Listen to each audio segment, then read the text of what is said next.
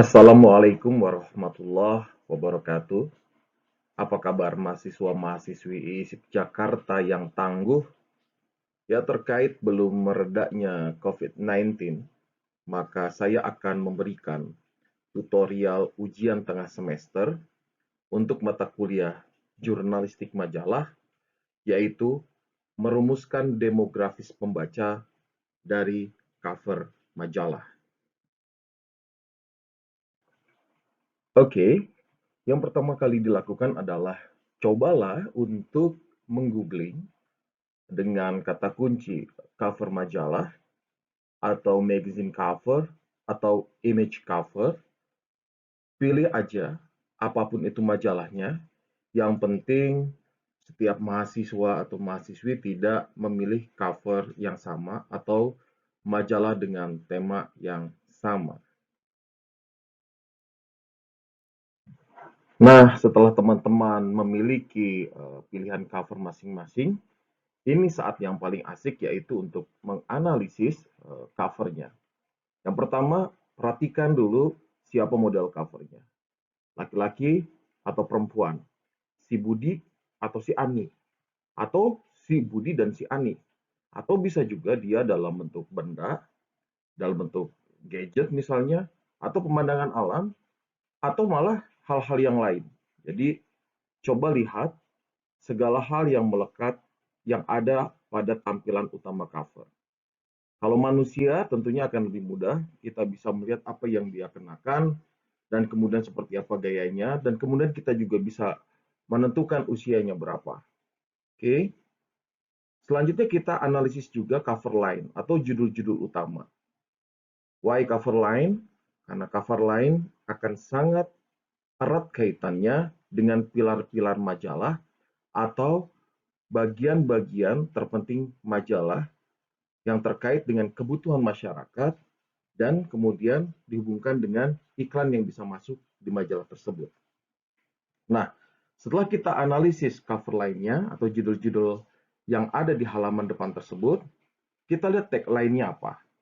Ini akan menentukan posisi atau sikap dari si cover tadi yang menjadi representasi dari pembacanya. Perhatikan juga tone, warna yang dipilih, kemudian font. Oke, contoh di samping ada majalah Men's Health. Dari gender pembacanya kita sudah bisa tahu bahwa ini adalah untuk pembaca laki-laki. Dari tag lainnya ini adalah untuk pria aktif yang modern. Dari sana kita bisa tahu bahwa rentang usianya adalah usia dari 18 tahun hingga 50 tahun katakanlah. Tetapi tentu saja dia punya irisan. Irisannya ada di usia 25 tahun hingga 35 tahun. Artinya, kita bisa melihat bahwa strata sosialnya ada di strata C+, B, B+, dan sedikit di A. Dengan demikian, kita tahu bahwa penghasilannya sebulan barangkali ada di angka 7 juta hingga 17 juta. Hobinya, dengan tubuh yang atletis, pasti dia senang berolahraga. Dan karena senang berolahraga, dia pengen tubuh yang six pack, tubuh yang sehat, pasti makanannya juga makanan sehat. Dan kemudian dia juga pastinya memikirkan karir yang baik. Nah, kemudian dia juga memikirkan kesehatannya, sehingga dari cover line kita bisa tahu bahwa dia menyukai relationship. Ya, di sini ada rubrik seks, kemudian dia juga ada rubrik fitness, ada juga rubrik fashion, ada juga nutrisi, ada juga buat karirnya. Oke, itu juga menjadi hobinya dan juga concern si model cover tersebut terhadap apa yang menjadi kebutuhannya. Kalau domisili, tentu saja kita tidak bisa membayangkan kalau orang-orang yang senang fitness ada di pedalaman. Pasti mereka berada di kota-kota besar. Dari sini kita sudah bisa merumuskan siapakah Ali yang ada di cover majalah Men's Health ini. Gitu. Asik ya? Ya, itulah yang dimaksud dengan demografis pembaca atau dalam bahasa lain disebut juga dengan persona. Nah, disinilah sebetulnya kita sudah melakukan segmentasi terhadap pembaca dari majalah kita. Keren ya? Nah, hal tersebut cobalah dilakukan oleh kawan-kawan, oleh teman-teman pada cover yang menjadi pilihan teman-teman, gitu kan? Seperti apa nanti gender pembacanya, berapa rentang usianya, di posisi mana strata sosialnya, berapa penghasilannya sebulan, apa hobinya, pada hal-hal apa saja concernnya, dan di mana domisilinya. Tentu saja ini tidak akan 100% benar, tetapi kemudian kita sudah bisa merumuskan dan bisa menentukan target market dari majalah kita. Oke,